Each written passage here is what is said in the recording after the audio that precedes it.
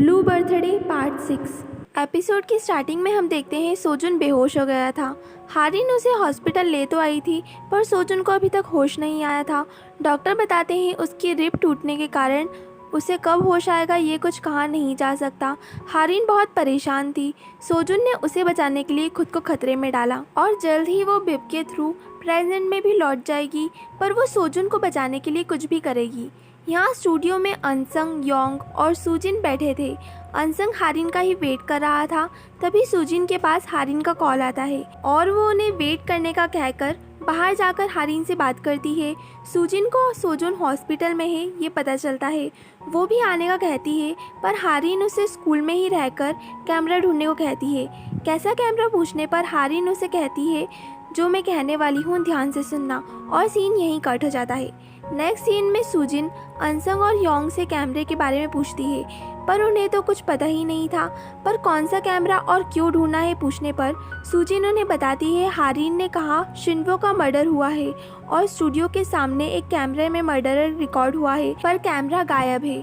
सभी कैमरा ढूंढने में लग जाते हैं। यहाँ हारिन को कॉल आता है और पता चलता है कि ज़ोलेटाइल की बोतल एक एविडेंस नहीं हो सकता क्योंकि वो किसने खरीदा इसका कोई प्रूफ नहीं है। जिस पर वो पास के फार्मेसी स्टोर्स में जाकर इंफॉर्मेशन निकालने की कोशिश कर रही थी कि क्या किसी ने कुछ दिन पहले ज़ोलेटाइल परचेज किया, पर सीसीटीवी की कमी की वजह से उसे कुछ पता नहीं चल रहा था। जिस पर वो सोचती है कि अगर वो प्रेजेंट में होती तो सेंटर से तुरंत सीसीटीवी चेक कर पाती।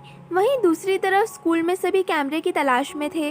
तभी सुजिन और योंग देखते हैं अनसंग गायब है और योंग भी सुजिन को अलग अलग होकर कैमरा ढूंढने को कहकर चला जाता है।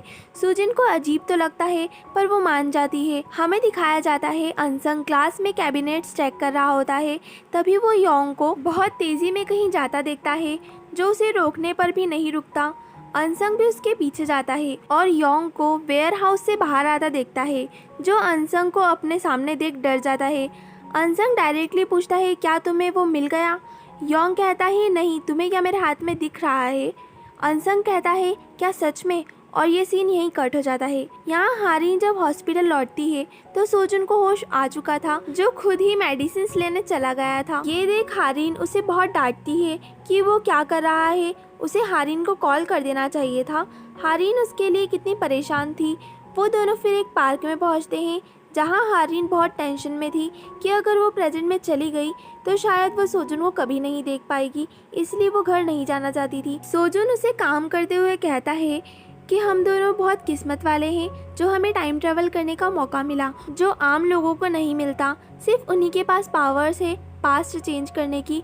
उन्हें इस बात के लिए खुश होना चाहिए और उसे फिक्र नहीं करनी चाहिए क्योंकि वो दोनों एक दूसरे के लिए हैं और एक दूसरे के साथ हैं। अब हारिन कुछ रिलैक्स हुई थी। यहाँ दूसरी तरफ अनसंग हारिन को कॉल करता है जिसके हाथ में वो रिकॉर्डर था और हमें बताया जाता है उसने योंग से चाबी छीनकर वेयर हाउस में चेक करा तो उसे वहाँ ये रिकॉर्डर मिल गया। और योंग ने उसे क्यों चुराया पूछने पर उसने बताया उसने उसे चुराया नहीं बल्कि जब वो स्टूडियो में अपनी भूली हुई चीज़ लेने गया तो उसे कुछ आवाज़ आई और उसे फिर ये रिकॉर्डर मिला।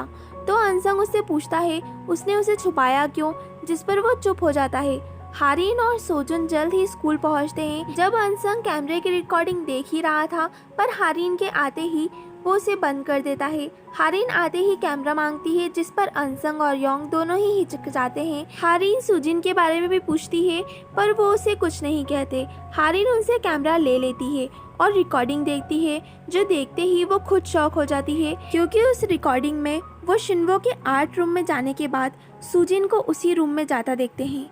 जो देख सब शॉक हो एक दूसरे को देखने लगते हैं और सुजिन के स्टूडियो में आने पर उस वीडियो को दिखाकर उस पर सवालों की झड़ी लगा दी जाती है। सुजिन साफ इनकार कर देती है कि ये वो नहीं है।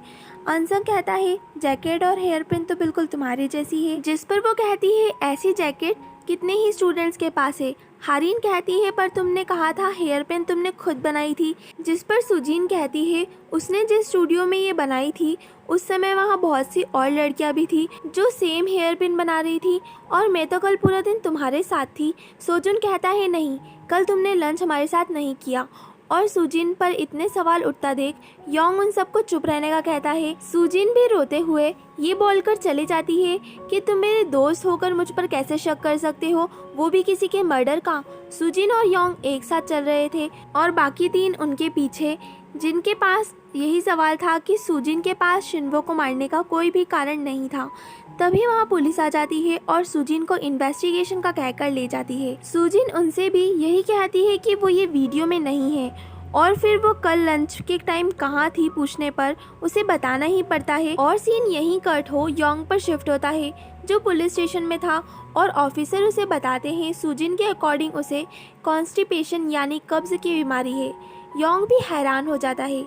ऑफिसर बताते हैं जिस वजह से सुजिन को घर जाना पड़ा और जाते वक्त पेट में दर्द से वो बेहोश हो गई। तब किसी डिलीवरी मैन ने उसकी हेल्प करी और सुजिन सच कह रही है, ये बात का सबूत वो डिलीवरी मैन ही है जिसके बारे में सुजिन को सिर्फ इतना याद है कि वो किसी चाइनीज रेस्टोरेंट से था। वो ये सब बातें अपनी बाकी फ्रेंड्स को भी बताता है। हारिन कहती है हमें उस डिलीवरी मैन को ढूंढना होगा क्योंकि सुजीन पर हमने शक किया था उसके दोस्त होने के बाद भी। सभी उसकी बात पर एग्री होकर रेस्टोरेंट में चेक करने निकल जाते हैं। हारिन भी रेस्टोरेंट भटककर उस डिलीवरी मैन को ढूंढ रही थी। तभी वो सोचती है अगर मर्डरर सुजीन की तरह दिखने की एक्टिंग कर रहा था तो ये सब उसका प्लान होगा। और आखिर योंग को कैमरा इतनी इजीली मिल कैसे गया। वो योंग को कॉल कर ये पूछती है जिस पर वो कहता है वो स्टूडियो में कुछ भूल गया था और जब उसे लेने गया तो निकलते वक्त उसे एक आवाज़ आने पर उसने वहाँ देखा जहाँ उसे कैमरा मिला। और हाँ, कबर्ड में उसे अनसंग की वॉच भी रखी मिली थी जो खो गई थी। तभी वहाँ सोजुन आ जाता है और उसे बताता है डिलीवरी मैन मिल गया है और अनसंग उसे स्टेशन ले गया है, हमें भी वहीं चलना चाहिए। हारिन को डिलीवरी मैन के मिल जाने वाली बात पर बहुत रिलीफ मिलता है, पर वो सोजुन को अपने साथ स्कूल चलने को कहती है क्योंकि जोलेटाइल की बोतल अगर पुख्ता सबूत नहीं है तो जो टूल उसने मारने के लिए उसे यूज़ किया होगा वो अच्छा एविडेंस होगा और उन्हें वो ढूंढना ही होगा। दोनों आर्ट रूम में आते हैं जहाँ शिन्वो का मर्डर हुआ था। वहाँ आते ही हारिन सोचती है अगर मर्डरर सुजीन को फंसाना चाहती थी तो उसने आर्ट रूम से निकलते वक्त फ़ोटो स्टूडियो की तरफ से नहीं लौटी होगी। पर आर्ट रूम से बाहर निकलते ही हारिन की नज़र विंडो पर पड़ती है और वो विंडो बोल सोजुन के साथ फिर वही क्लिप देखने पहुंचती है कि मर्डरर का चेहरा विंडो के रिफ्लेक्शन में दिखा होगा। और जैसे ही वो जूम कर देखते हैं सोजुन की आंखें तो फटी की फटी रह जाती हैं और हारिन को भी यकीन नहीं होता मर्डरर का चेहरा देख। और ये एपिसोड यहीं एंड हो जाता है। आगे की कहानी जानने के लिए स्टे ट्यून्ड। बाय।